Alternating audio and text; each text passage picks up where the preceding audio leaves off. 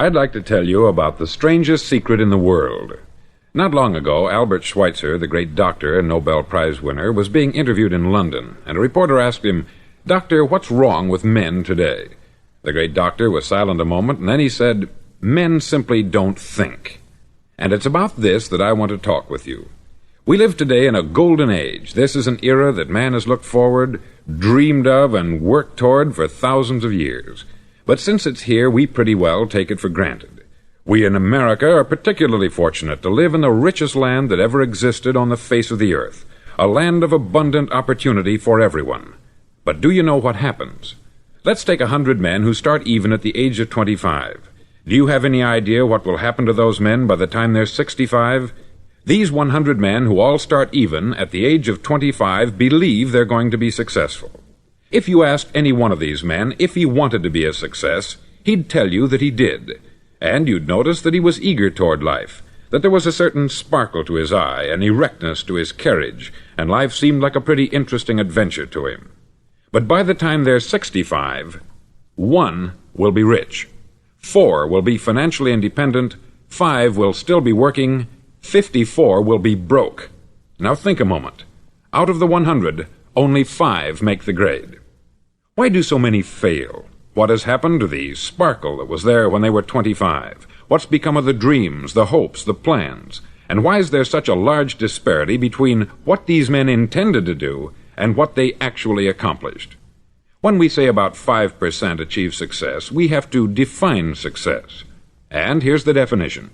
Success is the progressive realization of a worthy ideal.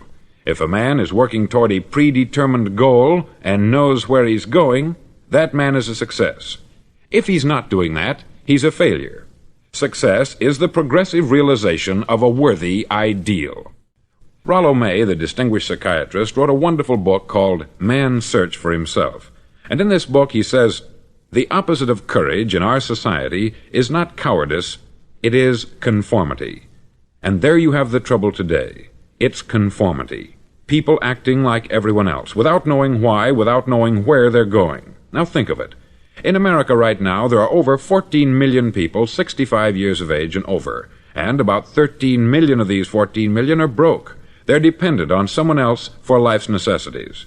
Now, we learn to read by the time we're 7. We learn to make a living by the time we're 25. Usually, by that time, we're not only making a living, we're supporting a family. And yet, by the time we're 65, we haven't learned how to become financially independent in the richest land that has ever been known. Why? We conform. And the trouble is that we're acting like the wrong percentage group, the 95% who don't succeed. Now, why do these people conform? Well, they don't know, really. These people believe that their lives are shaped by circumstances, by things that happen to them, by exterior forces. They're outer-directed people. A survey was made one time that covered a lot of men, working men, and these men were asked this question: why do you work? Why do you get up in the morning? 19 out of 20 had no idea. If you ask them, they'll say, everyone goes to work in the morning. And that's the reason they do it, because everyone else is doing it. Now let's get back to our definition of success. Who succeeds? The only man who succeeds is the man who is progressively realizing a worthy ideal. He's the man who says, I'm going to become this, and then begins to work toward that goal. I'll tell you who the successful people are. A success is the school teacher who's teaching school because that's what she wanted to do. The success is the woman who's a wife and mother because she wanted to become a wife and mother and is doing a good job of it. The success is the man who runs the corner gas station because that's what he wanted to do. The success is the successful salesman who wants to become a top-notch salesman and grow and build with his organization. A success is anyone who is doing deliberately a predetermined job because that's what he decided to do deliberately. But only 1 out of 20 does that. That's why today there isn't really any competition, unless we make it for ourselves. Instead of competing, all we have to do is create. Now, for 20 years, I looked for the key which would determine what would happen to a human being. Was there a key I wanted to know which would make the future a promise that we could foretell to a large extent? Was there a key that would guarantee a person's becoming successful if he only knew about it and knew how to use it? Well, there is such a key, and I've found it. Have you ever wondered why so many men work so hard and honestly without ever achieving anything in particular, and others don't seem to work hard and yet seem to get everything? They have the magic touch. You've heard them say that about someone. Everything he touches turns to gold. And have you ever noticed that a man who becomes successful tends to continue to become successful, and on the other hand, have you noticed how a man who is a failure tends to continue to fail? It's because of goals. Some of us have them, some don't. People with goals succeed because they know where they're going. Now think of a ship leaving a harbor, and think of it with the complete voyage mapped out and planned. The captain and crew know exactly where it's going and how long it will take. It has a definite goal. 9,999 times out of 10,000 it will get to where it started out to get. Now let's take another ship, just like the first, only let's not put a crew on it, or a captain at the helm. Let's give it no aiming point, no goal, no destination. We just start the engines and let it go. I think you'll agree with me that if it gets out of the harbor at all, it will either sink or wind up on some deserted beach a derelict. It can't go any place because it has no destination and no guidance. It's the same with a human being. Take the salesman, for example. There is no other person in the world today with the future of a good salesman. Selling is the world's highest paid profession, if we're good at it, and if we know where we're going. Every company needs top-notch salesmen, and they reward those men. The sky is the limit for them. But how many can you find? Someone once said, the human race is fixed, not to prevent the strong from winning, but to prevent the weak from losing. The American economy today can be likened to a convoy in time of war. The entire economy is slowed down to protect its weakest link, just as the convoy had to go at the speed that would permit its slowest vessel to remain in formation. That's why it's so easy to make a living today. It takes no particular brains or talent to make a living and support a family today, so we have a plateau of so-called security, if that's what a person's looking for. But we do have to decide how high above this plateau we want to aim for. Now let's get back to the strangest secret in the world, the story that I wanted to tell you today. Why do men with goals succeed in life, and men without them fail? Well, let me tell you something which, if you really understand it, will alter your life immediately. If you understand completely what I'm going to tell you from this moment on, your life will never be the same again. You'll suddenly find that good luck just seems to be attracted to you. The things you want just seem to fall in line. And from now on, you won't have the problems, the worries, the gnawing lump of anxiety that perhaps you've experienced before. Doubt, fear, well, they'll be things of the past. Here's the key to success, and the key to failure. We become what we think about. Now let me say that again. We become what we think about. Throughout all history, the great wise men and teachers, philosophers and prophets have disagreed with one another on many different things. It is only on this one point that they are in complete and unanimous agreement. Listen to what Marcus Aurelius, the great Roman emperor, said. He said, "A man's life is what his thoughts make of it." Disraeli said this, "Everything comes if a man will only wait. I have brought myself by long meditation to the conviction that a human being with a settled purpose must accomplish it, and that nothing can resist a will that will stake even existence for its fulfillment." Ralph Waldo Emerson said this, "A man is what he thinks about all day long." William James said, "The greatest discovery of my generation is that human beings can alter their lives by altering their attitudes of mind." And he also said, "We need only in cold blood act as if the thing in question were real, and it will become infallibly real by growing into such a connection with our life that it will become real. It will become so knit with habit and emotion that our interest in it will be those which characterize belief." He also said this, "If you only care enough for a result, you will almost certainly attain it. If you wish to be rich, you will be rich. If you wish to be learned, you will be learned. If you wish to be good, you will be good. Only you must then really wish these things, and wish them exclusively, and not wish at the same time 100 other incompatible things just as strongly." In the Bible you read, in Mark 9:23, "If thou canst believe, all things are possible to him that believeth." Dr. Norman Vincent Peale said this, "This is one of the greatest laws in the universe. Fervently do I wish I had discovered it as a very young man. It dawned upon me much later in life, and I've found it to be one of the greatest, if not my greatest discovery, outside of my relationship to God. And the great law, briefly and simply stated, is that if you think in negative terms, you'll get negative results. If you think in positive terms, you will achieve positive results. That is the simple fact which is at the basis of an astonishing law of prosperity and success. In 3 words, believe and succeed. William Shakespeare put it this way: "Our doubts are traitors, and make us lose the good we oft might win, by fearing to attempt." George Bernard Shaw said, "People are always blaming their circumstances for what they are. I don't believe in circumstances. The people who get on in this world are the people who get up and look for the circumstances they want, and if they can't find them, make them." Well, it's pretty apparent, isn't it? And every person who discovered this for a while believed that he was the first one to work it out. We become what we think about. Now, it stands to reason that a person who's thinking about a concrete and worthwhile goal is going to reach it, because that's what he's thinking about. And we become what we think about. Conversely, the man who has no goal, who doesn't know where he's going, and whose thoughts must therefore be thoughts of confusion and anxiety and fear and worry, becomes what he thinks about. His life becomes one of frustration, fear, anxiety, and worry. And if he thinks about nothing, he becomes nothing. Now, how does it work? Why do we become what we think about? Well, I'll tell you how it works as far as we know. Now, to do this, I want to tell you about a situation that parallels the human mind. Suppose a farmer has some land, and it's good, fertile land. Now, the land gives the farmer a choice. He may plant in that land whatever he chooses. The land doesn't care. It's up to the farmer to make the decision. Now, remember, we're comparing the human mind with the land, because the mind, like the land, doesn't care what you plant in it. It will return what you plant, but it doesn't care what you plant.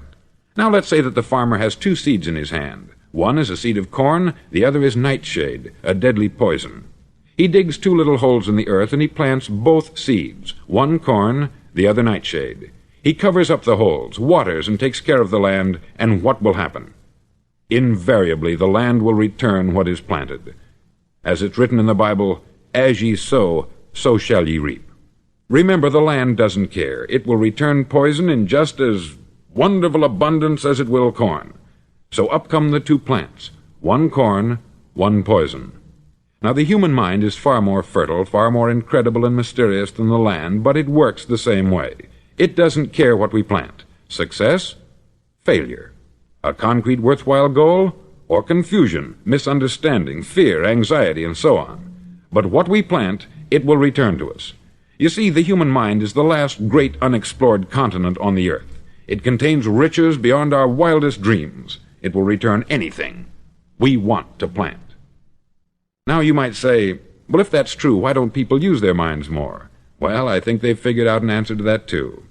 Our mind comes as standard equipment at birth. It's free, and things that are given to us for nothing we place little value on. Things that we pay money for, we value. The paradox is that exactly the reverse is true. Everything that's really worthwhile in life came to us free. Our mind, our soul, our body, our hopes, our dreams, our ambitions, our intelligence, our love of family and children and friends. All these priceless possessions are free, but the things that cost us money are actually very cheap and can be replaced at any time. A good man can be completely wiped out and make another fortune. He can do that several times. Even if our home burns down, we can rebuild it, but the things we got for nothing, we can never replace. The human mind isn't used merely because we take it for granted. Familiarity breeds contempt. It can do any kind of job we assign to it, but generally speaking, we use it for little jobs instead of big important ones. Universities have proved that most of us are operating on about 10% of our abilities. Decide now, what is it you want? Plant your goal in your mind. It's the most important decision you'll ever make in your entire life. Do you want to be an outstanding salesman, a better worker at your particular job? Do you want to go places in your company, in your community? All you've got to do is plant that seed in your mind. Care for it. Work steadily toward your goal, and it will become a reality. It not only will, there's no way that it cannot. You see, that is a law, like the laws of Sir Isaac Newton, the laws of gravity. If you get on top of a building and jump off, you'll always go down. You'll never go up. And it's the same with all the other laws of nature. They always work, they're inflexible. Think about your goal in a relaxed, positive way. Picture yourself in your mind's eye as having already achieved this goal. See yourself doing the things you will be doing when you've reached your goal. Ours has been called the phenobarbital age, the age of ulcers and nervous breakdowns. At a time when medical research has raised us to a new plateau of good health and longevity, far too many of us worry ourselves into an early grave trying to cope with things in our own little personal ways, without learning a few great laws that will take care of everything for us. These things we bring on ourselves through our habitual way of thinking. Every one of us is the sum total of his own thoughts. He is where he is because that is exactly where he really wants to be, whether he'll admit that or not. Each of us must live off the fruit of his thoughts in the future, because what you think today and tomorrow, next month and next year, will mold your life and determine your future. You're guided by your mind. I remember one time I was driving through Arizona and I saw one of those giant earth-moving machines roaring along the road at about 35 miles an hour with what looked like 20 tons of dirt in it, a tremendous, incredible machine, and there was a little man perched way up on top with the wheel in his hands guiding it. And as I drove along, I was struck by the similarity of that machine to the human mind. Just suppose you're sitting at the controls of such a vast source of energy. Are you going to sit back and fold your arms and let it run itself into a ditch? Or are you going to keep both hands firmly on the wheel and control and direct this power to a specific, worthwhile purpose? It's up to you. You're in the driver's seat. You see, the very law that gives us success is a two-edged sword. We must control our thinking. The same rule that can lead a man to a life of success, wealth, happiness, and all the things he's ever dreamed of for himself and his family, that very same law can lead him into the gutter. It's all in how he uses it, for good or for bad. This is the strangest secret in the world. Now, why do I say it's strange, and why do I call it a secret? Actually, it isn't a secret at all. It was first promulgated by some of the earliest wise men, and it appears again and again throughout the Bible. But very few people have learned it, understand it. That's why it's strange, and why, for some equally strange reason, it virtually remains a secret. I believe that you could go out and walk down the main street of your town and ask one man after another what the secret of success is, and you probably wouldn't run into one man in a month who could tell you. Now, this information is enormously valuable to us, if we really understand it and apply it. It's valuable to us not only for our own lives, but the lives of those around us, our family, employees, associates, and friends. Life should be an exciting adventure. It should never be a bore. A man should live fully, be alive. He should be glad to get out of bed in the morning. He should be doing a job he likes to do because he does it well. One time I heard Grove Patterson make a speech, the editor-in-chief of the Toledo Daily Blade, and as he concluded his speech, he said something that I've never forgotten. He said something like this: "My years in the newspaper business have convinced me of several things, among them that people are basically good, and that we came from someplace, and we're going someplace. So we should make our time here an exciting adventure. The architect of the universe didn't build a stairway leading nowhere." And the greatest teacher of all, the carpenter from the plains of Galilee, gave us the secret time and time again. "As ye believe, so shall it be done unto you." I've explained the strangest secret in the world and how it works. Now I want to explain how you can prove to yourself the enormous returns possible in your own life by putting this secret to a practical test. I want you to make a test that will last 30 days. Now, it isn't going to be easy. If you'll give it a good try, it will completely change your life for the better. Back in the 17th century, Sir Isaac Newton, the English mathematician and natural philosopher, gave us some natural laws of physics which apply as much to human beings as they do to the movement of bodies in the universe. Now, one of these laws is that for every action, there is an equal and opposite reaction. Simply stated, as it applies to you and me, it means we can achieve nothing without paying the price. The results of your 30-day experiment will be in direct proportion to the effort you put forth. To be a doctor, you must pay the price of long years of difficult study. To be successful in selling, and remember that each of us succeeds to the extent of his ability to sell, selling our families on our ideas, selling education in schools, selling our children on the advantages of living the good and honest life, selling our associates and employees on the importance of being exceptional people, to, of course, the profession of selling itself. But to be successful in selling our way to the good life, we must be willing to pay the price. Now, what is that price? Well, it's many things. First, it's understanding emotionally, as well as intellectually, that we literally become what we think about, that we must control our thoughts if we're to control our lives. It's understanding fully that, as ye sow, so shall ye reap. Secondly, it's cutting away all the fetters from the mind and permitting it to soar as it was divinely designed to do. It's the realization that your limitations are self-imposed, and that the opportunities for you today are enormous beyond belief. It's rising above narrow-minded pettiness and prejudice.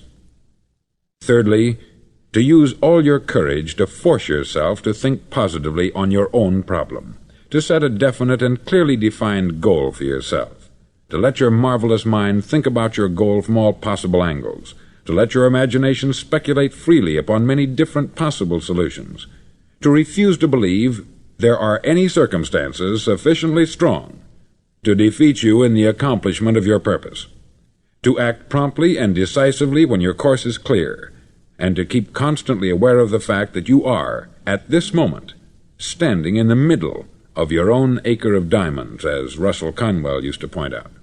Fourth, save at least 10% of what you earn. It's also remembering that no matter what your present job, it has enormous possibilities if you're willing to pay the price. Now let's just go over the important points in the price each of us must pay to achieve the wonderful life that can be ours. It is, of course, worth any price. 1. You will become what you think about. 2. Remember the word imagination. Let your mind soar. 3. Courage. Concentrate on your goal every day. 4. Save 10% of what you earn. And action. Ideas are worthless unless we act on them. Now I'll try to outline the 30-day test I want you to make. Now keep in mind that you have nothing to lose by making this test, and everything you could possibly want to gain. There are two things that may be said of everyone. Each of us wants something, and each of us is afraid of something. I want you to write on a card what it is you want more than anything else. It may be more money. Perhaps you'd like to double your income or make a specific amount of money. It may be a beautiful home. It may be success at your job. It may be a particular position in life. It could be a more harmonious family. Each of us wants something. Write down on your card specifically what it is that you want. Make sure it's a single goal and clearly defined. You needn't show it to anyone, but carry it with you so that you can look at it several times a day. Think about it in a cheerful, relaxed, positive way each morning when you get up, and immediately you have something to work for, something to get out of bed for, something to live for. Look at it every chance you get during the day and just before going to bed at night. As you look at it, remember that you must become what you think about, and since you're thinking about your goal, you realize that soon it will be yours. In fact, it's yours really the moment you write it down and begin to think about it. Look at the abundance all around you as you go about your daily business. You have as much right to this abundance as any other living creature. It's yours for the asking. Now we come to the difficult part. Difficult because it means the formation of what is probably a brand new habit, and new habits are not easily formed. Once formed, however, it'll follow you for the rest of your life. Stop thinking about what it is you fear. Each time a fearful or negative thought comes into your consciousness, replace it with a mental picture of your positive and worthwhile goal. There will come times when you will feel like giving up. It's easier for a human being to think negatively than positively. That's why only 5% is successful. You must begin now to place yourself in that group. For 30 days you must take control of your mind. It will think only about what you permit it to think. Each day for this 30-day test, do more than you have to do. In addition to maintaining a cheerful, positive outlook, give of yourself more than you've ever done before. Do this knowing that your returns in life must be in direct proportion to what you give. The moment you decide on a goal to work toward, you're immediately a successful person. You're then in that rare and successful category of people who know where they're going. Out of every 100 people, you belong to the top 5. Don't concern yourself too much with how you're going to achieve your goal. Leave that completely to a power greater than yourself. All you have to do is know where you're going. The answers will come to you of their own accord. Remember these words from the Sermon on the Mount, and remember them well. Keep them constantly before you this month of your test. Ask, and it shall be given you. Seek, and ye shall find. Knock, and it shall be opened unto you. For every one that asketh receiveth, and he that seeketh findeth, and to him that knocketh it shall be opened. It's as marvelous and as simple as that. In fact, it's so simple that in our seemingly complicated world it's difficult for an adult to understand that all he needs is a purpose and faith. For 30 days, do your best. If you're a salesman, go at it as you've never done before, not in hectic fashion, but with the calm, cheerful assurance that time well spent will give you the abundance in return you deserve and want. No matter what your job, do it as you've never done it before for 30 days. And if you've kept your goal before you every day, you'll wonder and marvel at this new life you've found. Dorothea Brand, outstanding editor and writer, discovered it for herself and tells about it in her fine book, Wake Up and Live. Her entire philosophy is reduced to the words, act as though it were impossible to fail. She made her own test with sincerity and faith, and her entire life was changed to one of overwhelming success. Now you make your test for 30 full days. Don't start your test until you've made up your mind to stick with it. You see, by being persistent, you're demonstrating faith.